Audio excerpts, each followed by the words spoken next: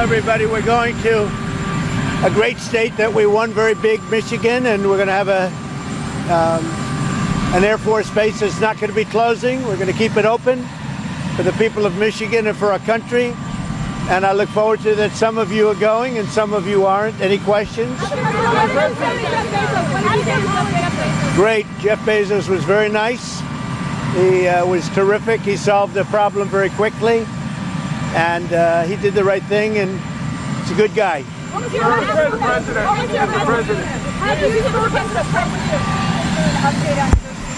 No, not an update. No, not an update. Mr. President, Jordan Conrad through the Gateway Pundit. I wanted to get your response on the leftist media. They're trying to hide the mugshots that are featured on the front lawn of rapists, murderers, pedophiles. What do you think of that? Aren't they proving to be the enemy of the people? Well, I guess they are. I guess they are, right? Thank you. Who are you with? I like your hat, by the way. Who are you with? The Gateway Pundit, sir. Mr. President, sir, what is your message to Republicans on the Hill who seem not to be on board with your political agenda? What do you say I think they're going to be all aboard. I think the Republicans are really with us. We have the big, beautiful deal. It's moving along, and I think we're going to have it taken care of. I think they'll all be there. Mr. President, sir, what's in store, sir? Will you end the IRS? Tell us about your decision on the auto tariffs, sir. We just wanted to help them during this little transition, short term. And during this little, if they can't get parts, you know, it has to do with a very small percentage. If they can't get parts, we didn't want to penalize them. And they have a 1-year period, and then they have an extra year. But it's for a very, very small part of the car. But basically, they're paying 25%. All right? Mr. President, Will you end the IRS with the Internal Revenue Service? And what's your message for all retailers who could do possibly the same thing? Yeah, nothing that really, he's a good guy. I've gotten to know him over the last couple of years, and he's done a fantastic job. So I appreciated what he did. Sir, what's your How are you? There we go.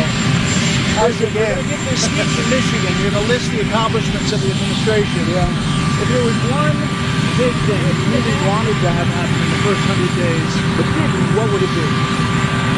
Well, I think we've done everything, or it's in the process of being done. For instance, the border is in great shape. 99.9% came out again today. 99.9. That, I would say, that was my number one thing. The economy would be certainly right up there, and I think it's doing great. We were losing billions and billions of dollars a day with trade, and now I have that down to a very low level, and soon we're going to be making a lot of money. We're going to be reducing people's taxes, and we're going to get the big, look, a very important element that we're working on now, maybe more important than anything with the border in good shape, is the fact that we want to get, and very importantly, the big, beautiful new deal. If we get that done, that's the biggest thing, what's happening in Congress right now. And I think we're going to get it done. We have great Republican support. If the Democrats blocked it, you'd have a 60% tax increase. I don't think that's going to happen. We have great support from Republicans. So the big, beautiful deal, that's what we want, the bill. I think the next period of time, I think my biggest focus will be on Congress with the deal that we're working on. That'll be the biggest bill in the history of our country in terms of tax cuts and regulation cuts and other things. the Canadian election? As Pope? I'd like to be Pope. That would be my number one choice. No, I don't know. I have no preference. I must say we have a cardinal that happens to be out of a place called New York who's very good. So we'll see what happens. Go ahead. Yes, Mr. President, you are doing so much for Africa. You are the first president that in the first 100 days focused on Africa for the first time in the history of this country. Are you planning maybe in the future visit the continent? Sure, I would do that. I would do that, absolutely. Mr.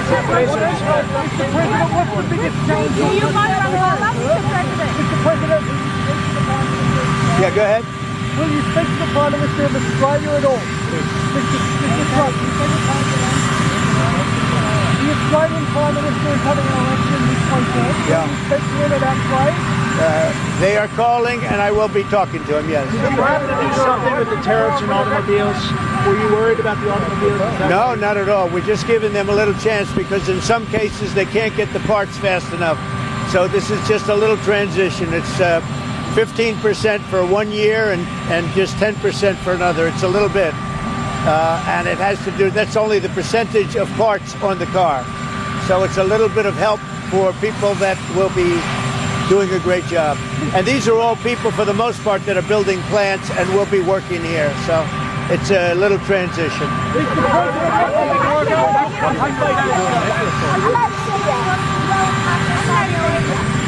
Go ahead, what? India's coming along great. I think we'll have a deal with India. The Prime Minister, as you know, was here 3 weeks ago, and they want to make a deal. We'll see what happens. Thank you. Thank you. Mr. President, what's the biggest challenge?